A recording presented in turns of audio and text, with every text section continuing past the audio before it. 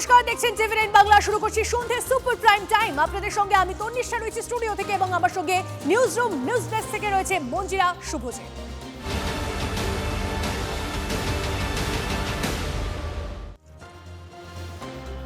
তৃণমূল আমলে দুর্নীতির পরশ পাথর সিনেমার পর্দায় আমরা দেখেছিলাম। তুলসী চক্রবর্তী তথা পরেশবাবু একটি জাদু পাথর লোহায় ছোঁয়াতেই তা সোনা হয়ে যাচ্ছিল। আর অভিযোগ, তৃণমূল জামানায় ট্রাক ট্রাক পাথর পাচার করে টাকা সোনার পাহাড় করেছিল অনিব্রত ঘনিষ্ঠ বলে পরিচিত এই মিনার মণ্ডল।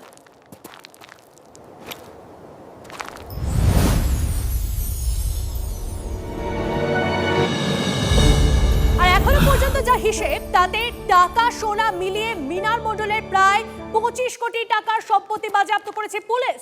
এখনো চলছে টাকা গোনার কাজ। আমরা আজকে পশ্চিমবঙ্গের মানুষরা অভাব অনটনের ঋণের দায়ে আমরা ধুঁকছি। একটা মানুষের পেছনে ঋণের দায় কত, আর সেই টাকা একটা পুঁজিবাদী সমাজের কাছে জমা আছে। আমি মনে করি অতি সত্বর এই টাকা বেরিয়ে আসুক, সমস্ত স্তর থেকে বেরিয়ে এসে মানুষের কাজে লাগুক। সব জায়গায় সিন্ডিকেট, তোলাবাজি, এখান থেকেই টাকা, তাছাড়া টাকা ইনকামের সোর্স কোথা দেখাবেন, সেটা অবশ্যই তদন্ত সাপেক্ষ। তদন্তের বিষয়ে আমি কিছু বলবো। দেখুন, মোহাম্মদ বাজারের দিকে তো আমাদের নজর রাখতেই হবে, তার কারণ সেখানে টাকা গোনার কাজ এখনো তো চলছে, বেশ অনেকক্ষণ ধরে চলছে, এবং এখনো পর্যন্ত টাকার পাহাড় যেরকম আমরা দেখেছি, একই সঙ্গে তাল তাল সোনা সেটাও তো উদ্ধার হয়েছে। 5.5 কোটি নগদ এখনো পর্যন্ত উদ্ধার হয়েছে এবং 15 কেজি সোনা এখনো উদ্ধার হয়েছে, কিন্তু এই পরিমাণটা আরো বাড়তে পারে। এই মুহূর্তের ছবিটা কি, এই মুহূর্তে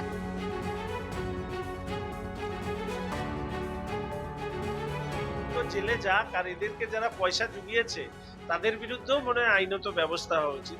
এই কারণেই সমাজে পছন্দ ধরেছে, এক শ্রেণীর মানুষ সুবিধা নেওয়ার জন্যই এই ধরনের কাজ করেন এবং তাদেরকে সুবিধা পাইয়ে দিতে গিয়ে, অন্যায় সুবিধা পাইয়ে দিতে গিয়ে নেতারা টাকা কামায়।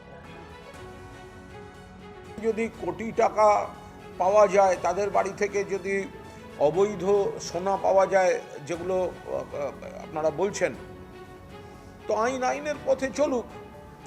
তো এখন সেইখান থেকেই আবার সেই প্রশ্নটা আসবে যে এই সব গুপ্তধন ধামাচাপা দেওয়ার ফর্মুলা তৈরি হচ্ছে কিনা, যে আমরা যা করি এখন ভালো হয়ে গেলেই এইসব আইন থেকে বাঁচা যাবে।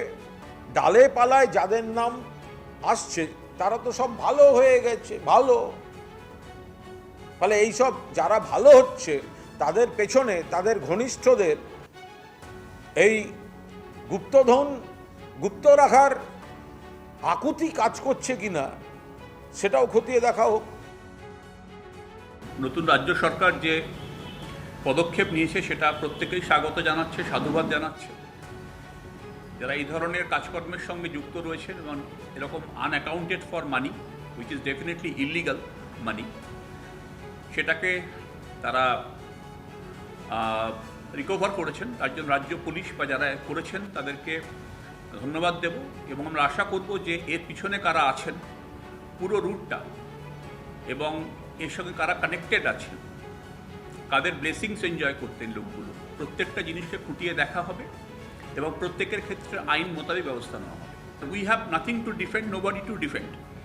আমরা পরিষ্কার বলছি, যে বা যারা হুসএভার হি অর শি ইজ যদি কেউ যুক্ত থাকেন তার বিরুদ্ধে আইনানুগ ব্যবস্থা নেওয়া হোক, আমরা ওয়েলকাম করব। বীরভূম ডিস্ট্রিক্টটাই তো একটা স্পেশাল জোন হিসেবে ছিল। সেখানে বাঘ ছিল, ইঁদুর ছিল, ছাগল ছিল। বাঘ বলেছে যে গোটা বীরভূম ডিস্ট্রিক্ট কন্ট্রোল করত, জেল থেকে বসেও নাকি কন্ট্রোল করত। তো টুলু মণ্ডল তো একটা নাম, এই নামের পিছনে কারা রয়েছে? প্রাক্তন মন্ত্রী আছে, প্রাক্তন বিধায়করা রয়েছে যারা ইনফ্লুয়েন্সিয়াল, কোনো এক সাংসদ রয়েছেন। শুভেন্দু অধিকারী মুখ্যমন্ত্রী তো একটা এক্স হ্যান্ডেলে পোস্ট করেছে। এবার এক্স হ্যান্ডেলে পোস্ট করে বলুন যে এই যারা আজকে সব ভালো তৃণমূল হয়ে গেছে, যারা যিনি আজকে এনডিএ শরিক হয়ে গেছেন, তাদেরকে অ্যারেস্ট করা হবে কিনা, সেটা তো বাংলার মানুষ এখন সেটাই জানতে চায়। এরা 20 কোটি 25 কোটি 30 কোটি, এর মধ্যে আর চার্ম নেই। চার্ম হচ্ছে এই ভালো তৃণমূল যেগুলো ওনার বি টিমের মধ্যে রয়েছে তাদের বিরুদ্ধে কি করবেন সেটা বলুন। পাথর ব্যবসায়ী মিনার মণ্ডল ছিলেন একজন বাস চালক, সেখান থেকে রাতারাতি কোটিপতি এবং 5টা মেশিনে এখনো পর্যন্ত টাকা গোনার কাজ চলছে। গভীর রাত থেকে শুরু হয়েছিল, এখন কি অবস্থা জানতে হবে। জানবো, হিমাদ্রি আমাদের সঙ্গে রয়েছেন, আমাদের প্রতিনিধি। হিমাদ্রি, এখনকার ছবিটা কি? টাকা গোনার কাজ এখনো চলছে তো?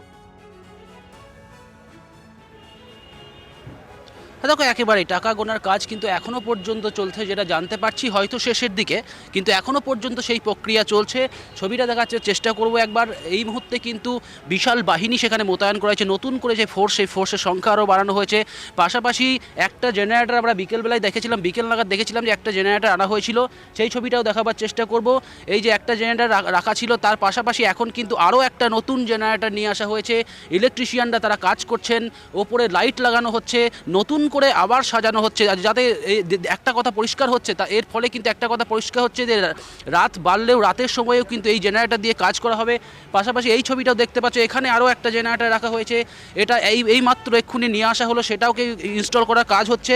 অর্থাৎ রাতেও যে এই প্রক্রিয়া চলবে সেটা কিন্তু একেবারে এই মুহূর্তে পরিষ্কার হচ্ছে। গতকাল মধ্যরাত থেকে যে এই বাড়ি তল্লাশি শুরু হয়েছে এই বাড়িতে, এখনও পর্যন্ত, এখন বেলা প্রায় 7টা বাজতে চললো, 7টার সময়, এখনও পর্যন্ত কিন্তু এই প্রক্রিয়া চলছে।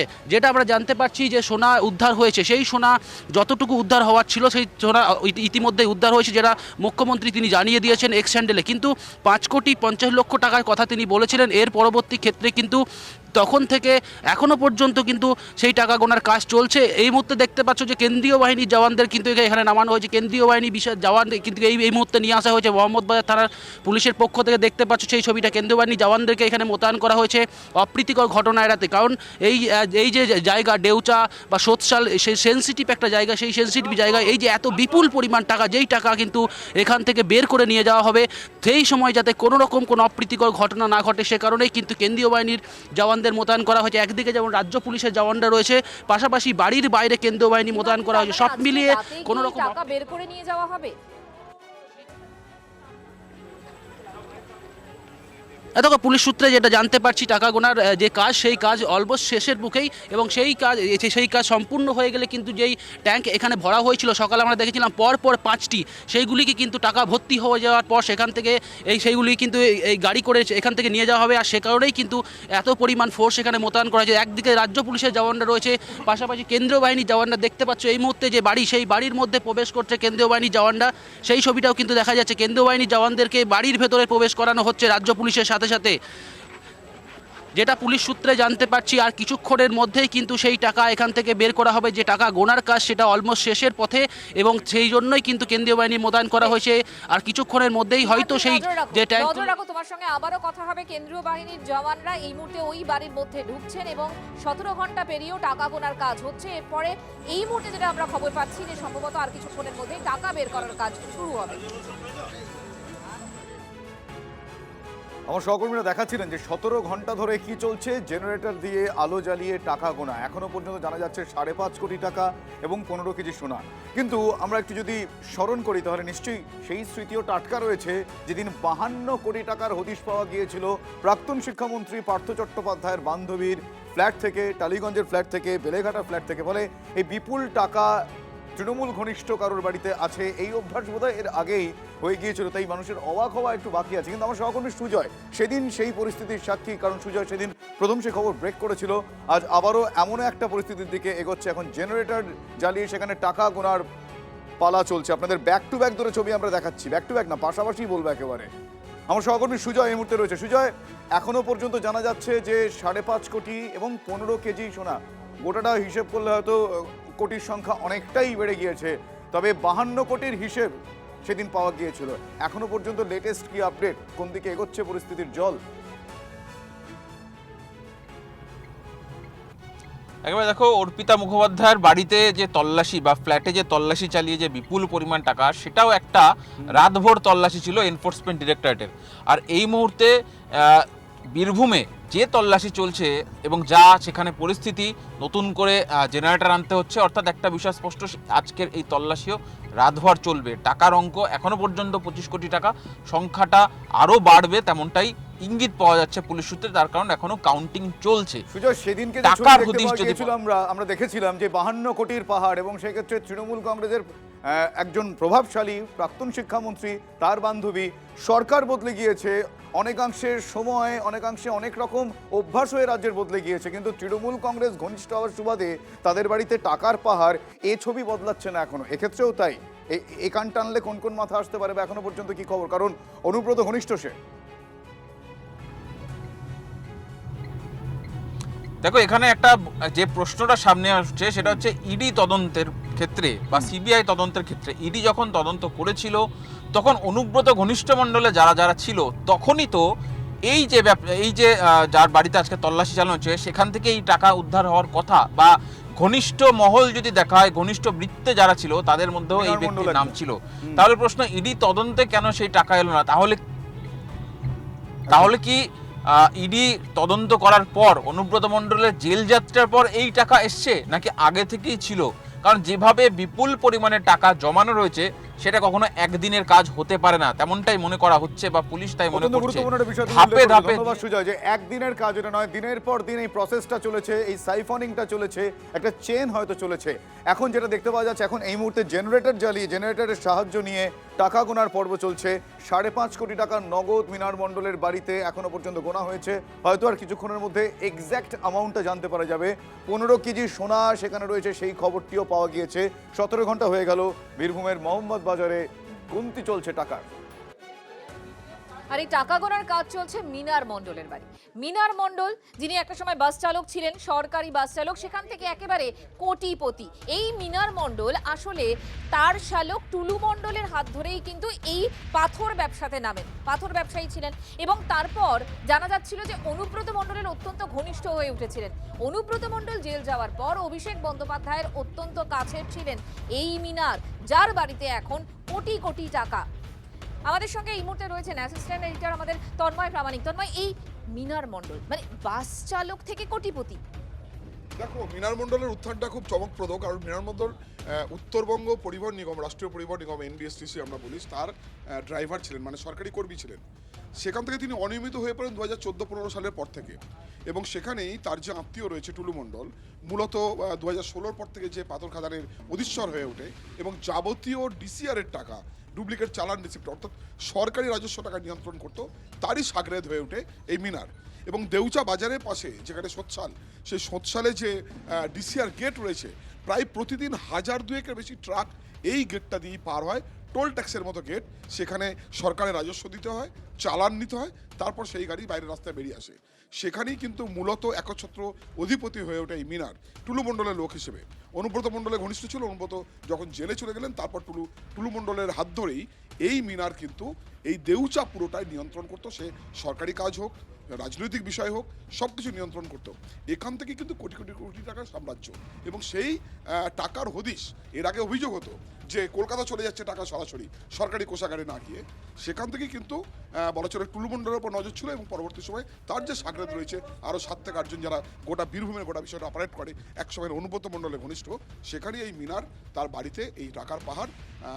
সূত্র মারফত যেটা জানা যাচ্ছে যে এই টাকার পাহাড় 10-20 কোটি টাকা ছাড়িয়ে যেতে পারে। গোনা চলছে, রাত পর্যন্ত গোনা চলবে, হয়তো ভোর পর্যন্ত হতে পারে। ফলে শেষ পর্যন্ত কত টাকা, সেটার জন্য আমাদের যে টাকাগুলো সরকারি কোষাগারে ঢোকার কথা ছিল, সেই টাকাগুলোই এগুলো। একেবারে এটা রাজস্ব পাওয়ার কথা। প্রত্যেকটি ট্রাক থেকে এই যে হাজার হাজার ট্রাক প্রতিদিন, অন্তত 3 থেকে 3.5 ট্রাক বেরিয়ে সেই জায়গা থেকে, সেখানে কিন্তু এই ট্রাক থেকে যে টাকাটা উঠে আসে, অর্থাৎ সেই ট্রাক সরকারকে রাজস্ব দিয়ে তারপর বেরিয়ে যায়, সেই রাজস্বের টাকাটা কিন্তু যেটা সাধারণ মানুষের প্রাপ্য, অর্থাৎ সরকারি কোষাগারে যাবে, সেখান থেকে সেটা শিক্ষা হোক, স্বাস্থ্য হোক, অন্য ক্ষেত্রে খরচ হবে, সেই টাকাটা চলে যাচ্ছে কুক্ষিগত কয়েকজনের হাতে। এবং যেটা বলা হয় বারবার যে কলকাতায় নির্দিষ্ট ব্যক্তির কাছে সেই টাকা চলে আসতো। ফলে এই অভিযোগটা এবং আজকে যে টাকা পাওয়া যাচ্ছে, এই টাকা কিন্তু সরকারের রাজস্ব হিসেবে প্রাপ্য ছিল, সেইটা দেখা যাচ্ছে ব্যক্তি বিশেষের ঘরে সোনার তাল হিসেবে অথবা টাকার পাহাড় হিসেবে রয়ে গিয়েছে। ধন্যবাদ তন্ময়।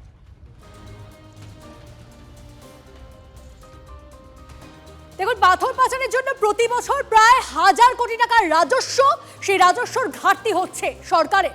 গত 23শে জুন আপনাদের মনে থাকবে বিধানসভায় বলেছিলেন মুখ্যমন্ত্রী, বীরভূম বীরভূমে পাথরে কি করেছেন জানেন? আপনাদের হাতে ছিল পার্টি, সব ল্যাম্পোস্ট ছিলেন। আসল তো যুবরাজ, আসল তো ভানুয়াতু। প্রতিবাদ করেননি। আমার বুকের পাটা ছিল, আমি প্রতিবাদ করেছি। 1 বছরে বীরভূমের পাথর থেকে রেভিনিউ দিয়েছেন 60 কোটি টাকা, আর আমরা 9 মে শপথ নেওয়ার পরে 1 মাসে রেভিনিউ দিয়েছি 83 কোটি টাকা। করুন 83 গুণিতক, এটা 100 কোটি হবে। 83 গুণিতক 12, 1200 কোটি। পশ্চিমবঙ্গ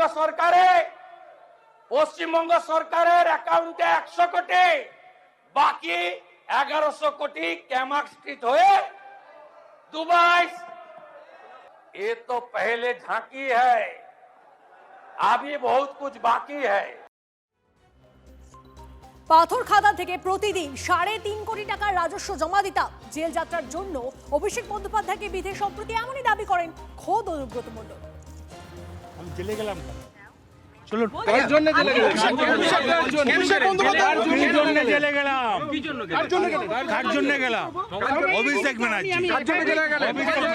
আমি বীরভূমে একটা পাথর আছে জানেন তো, পার ডে 3.5 কোটি টাকা আমি জমা দিতাম রেভিনিউ। সরকার পেত, ওই পাথরের জন্য সেটা হয়ে গেল 40 লাখ। আমি জেলটা এখানে খাটলাম যে আমি যখন বীরভূমে পার ডে 3.5 কোটি টাকা রেভিনিউ দিতাম সরকারকে, আমাকে জেলে ঢুকিয়ে কত হলো পার ডে 40 টাকা। ভগবান যা করে মঙ্গলের জন্য করে। যদি সরকারটা পরিবর্তন না হতো তাহলে শুধু নামটাই জানতে পেরেছিলাম তৎকালীন টুলু মণ্ডল। কিন্তু টুলু মণ্ডল ছাড়াও টুলু মণ্ডলের আত্মীয় পরিজন, বন্ধু বান্ধব, তাদের বাড়ি থেকে যেভাবে সোনা এবং নগদ টাকা উদ্ধার হচ্ছে, মানুষ জানতে পারতো না এরা কতটা কালোবাজারি করেছিল, কতটা ব্ল্যাক মানি নিজেদের ঘরে রেখেছিল। সরকার পরিবর্তন হয়েছে বলেই আমরা সবাই জানতে পারছি। তো এদের করাও দরকার। পুলিশ প্রশাসনকে বলবো, সরকারকে বলবো, আরও বেশি করে আত্মীয় স্বজন পরিজন, বন্ধু বান্ধব যাদের বাড়িতে আছে প্রত্যেকের বাড়িতে রেড করা দরকার।